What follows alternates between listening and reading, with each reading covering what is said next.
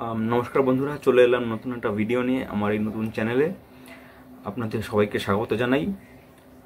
আজকে আমি ডিসকাস করব একটা ইম্পর্টেন্ট টপিক নিয়ে, যেটা আমাদের অনেকেই নজর এড়িয়ে যাবে যদি আমরা খোঁজখবর না রাখি। জিনিসটা হচ্ছে, গত সোমবার একটা রিভিউ মিটিং হয় সমস্ত ব্লক ডেভেলপমেন্ট অফিসার্স মানে বিডিও এবং ডিস্ট্রিক্ট নোডাল অফিসারদের নিয়ে।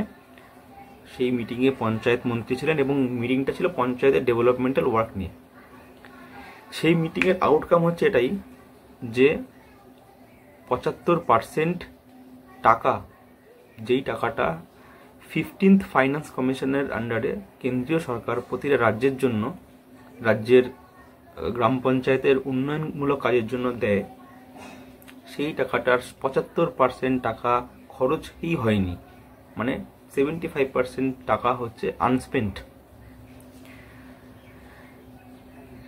মানে পরিস্থিতিটা একবার ভাবুন। সেটা হচ্ছে যে, এবং সব থেকে মজার ব্যাপার এখানে যে এই টাকাটাকে মানে যে এই আনস্পেন্ট যে টাকাটা, সেই টাকাটাকে খরচ করতে হবে 15 দিনের মধ্যে। টেন্ডার ডাকতে হবে 15 দিনের মধ্যে, এবং পুরো যে কাজটা, সেই কাজটা যে খরচ করতে হবে অগাস্ট 15 মানে 30 দিনের মধ্যে, অগাস্ট 15 তারিখের মধ্যে টাকাটা খরচও করে ফেলতে হবে।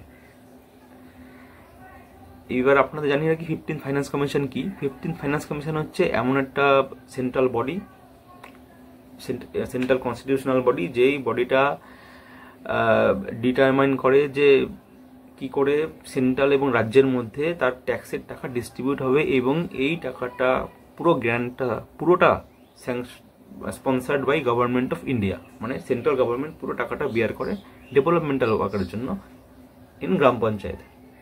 এবার এই গ্রাম পঞ্চায়েতের এই যে টাকাটা, এই টাকাটা 3টে ভাগে ভাগ হয়। টোটাল টাকার 15% টাকা যায় হচ্ছে জেলা পরিষদে, বাকি 15% টাকা যায় হচ্ছে পঞ্চায়েত সমিতিতে, তার টোটাল হলো 30%, এবং বাকি 70% টাকা পড়ে রইল, সেই টাকাটা পুরো টাকাটা যায় গ্রাম পঞ্চায়েতে। এবার এই টাকাটা দিয়ে কী কী কাজ করা যেতে পারে? বাচ্চাদের ইমিউনাইজেশন প্রোগ্রাম, মানে ভ্যাকসিনেশন, বাচ্চাদের vaccination, road repairing, construction, maintenance, এসব হতে পারে। তারপরে ফুটপাথ রিপেয়ারিং, মেনটেনেন্স, কনস্ট্রাকশন হতে পারে। রাস্তায় এলইডি লাইটসের মেনটেনেন্স, রিপেয়ার, কনস্ট্রাকশন, এসব করা যেতে পারে। ওয়াইফাই কানেক্টিভিটি দেওয়া যেতে পারে বিভিন্ন জায়গাতে গ্রাম পঞ্চায়েতের মধ্যে। তো এইসব মানে, এবং কোনো যদি শ্মশান তৈরি করা যায়, ক্রিমেটারি যে জায়গাগুলো, শ্মশান, কবরস্থান, এসব তৈরি করার জন্য গভর্নমেন্ট অফ ইন্ডিয়া গ্রাম পঞ্চায়েতকে 15th ফাইন্যান্স কমিশনের আন্ডারে টাকা দেয়। এই বছর, এই অর্থবর্ষে টোটাল টাকা এসছে 3315 কোটি টাকা অলমোস্ট। তার মধ্যে খরচ করা হয়েছে 1018 কোটি টাকা, এটা খরচ হয়েছে। বাকি এতগুলো টাকা, অলমোস্ট 2500 কোটি টাকার ওপরে টাকা আনস্পেন্ট। তার মানে 30% এমন এমন জেলা মানে গ্রাম পঞ্চায়েত আছে যারা 30%-এর ওপর টাকা খরচ করতে পারেনি স্পেসিফিক। এবং ধরুন 3339টা গ্রাম বলা হচ্ছে গ্রাম পঞ্চায়েতের মধ্যে 1308টা গ্রাম পঞ্চায়েত 25%-এর বেশি টাকা খরচই করতে পারেনি। এবার কি কি জেলা আছে আমি একটু বলে দিই নামগুলো: বাঁকুড়া, দক্ষিণ দিনাজপুর, ঝাড়গ্রাম, দক্ষিণ 24 পরগনা, হাওড়া, পূর্ব মেদিনীপুর, পুরুলিয়া, মালদা, নর্থ 24 পরগনা, মুর্শিদাবাদ, কালিম্পং এবং দার্জিলিং। এরা 30%-এর বেশি টাকা খরচই করতে পারেনি। তাহলে, এবং জেলা পরিষদ যে টাকাটা দেয়, সেই টাকাটাও খরচ হয় পঞ্চায়েতের মাধ্যমেই, সেই টাকাটাও খরচ হয়নি। প্রবলেমটা কোথায়? প্রবলেমটা হচ্ছে যারা নাকি এই টেন্ডারটা ডাকে, তাদের কোনো স্পেশাল ট্রেনিং নেই, তাদের নাকি ওই স্কিম সম্বন্ধে নলেজ নেই। ঠিকঠাক যে কাজে খরচ করার কথা, সেই স্কিম সিলেকশনটা নাকি তারা ঠিকমতো করতে পারেনি, তাই টাকা খরচ করা যায়নি। হ্যাঁ, যেমন পিএফএমএস যে portal, public financial management system, এবং জিপিএমএস যেটা গ্রাম পঞ্চায়েত ম্যানেজমেন্ট সিস্টেম, যে পোর্টালটা পোর্টাল, সেই পোর্টালের সম্পর্কে নাকি তাদের নলেজই ছিল না। তাই ভিডিওতে বলা হয়েছে যে এদের ট্রেনিং করতে, এবং ভিডিওটার এখন স্পেশাল ফোকাস করতে বলা হয়েছে এই টাকাটা খরচ করার জন্য। আরেকটা যুক্তি হচ্ছে যে লোকসভা ইলেকশন চলছিল, তাই ভিডিওটা ঠিকমতো মাথা ঘামাতে পারেননি কী করে টাকাটা স্পেন্ড করা যায়, এইসব দিকে ডেভেলপমেন্টের আগে মাথা ঘামাতে পারেননি, কারণ সবাই ইলেকশন নিয়ে ব্যস্ত ছিল as per the panchayat minister.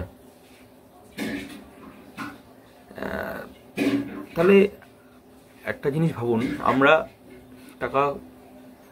আশা করছি সরকারের পরিষেবা পাবো, টাকা আসছে, টাকা চলে যাবে।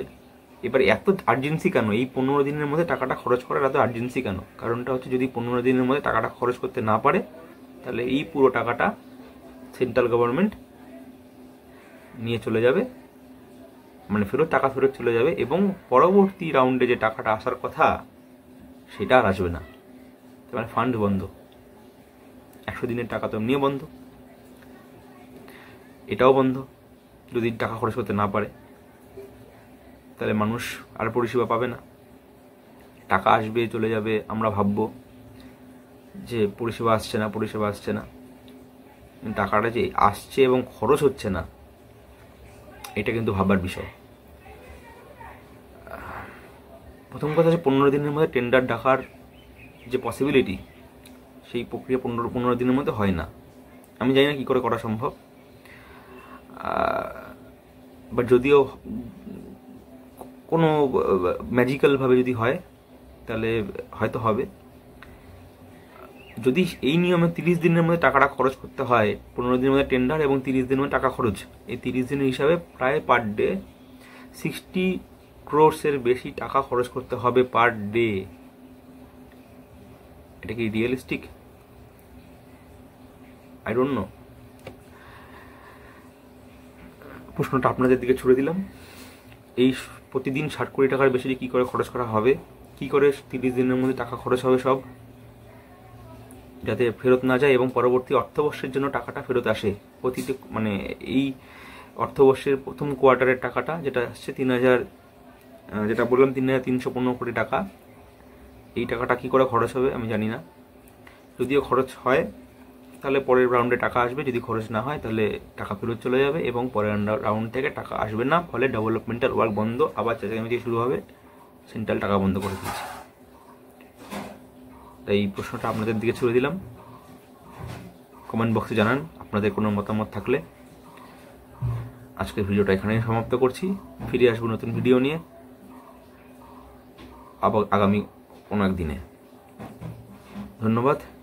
আপনারা সবাই ভালো থাকবেন এবং উত্তর করবেন, আমার চ্যানেলটা সাবস্ক্রাইব করবেন নতুন নতুন ইনফরমেশন আরও ভিডিও পাওয়ার জন্য। বাংলাতে আমি বাংলাতে ভিডিও বানাবো, এখন থেকে বাংলাতে ভিডিও আসবে, রেগুলার ভিডিও আসবে, নতুন নতুন টপিকের উপর ভিডিও আসবে।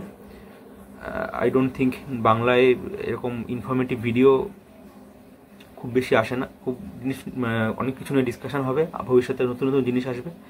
তাই আমার চ্যানেলটা সাবস্ক্রাইব করবেন, বেল আইকনটা প্রেস করবেন নোটিফিকেশনের জন্য, এবং ভালো থাকবেন। আসি, আবার দেখা হবে পরের ভিডিওতে। নমস্কার।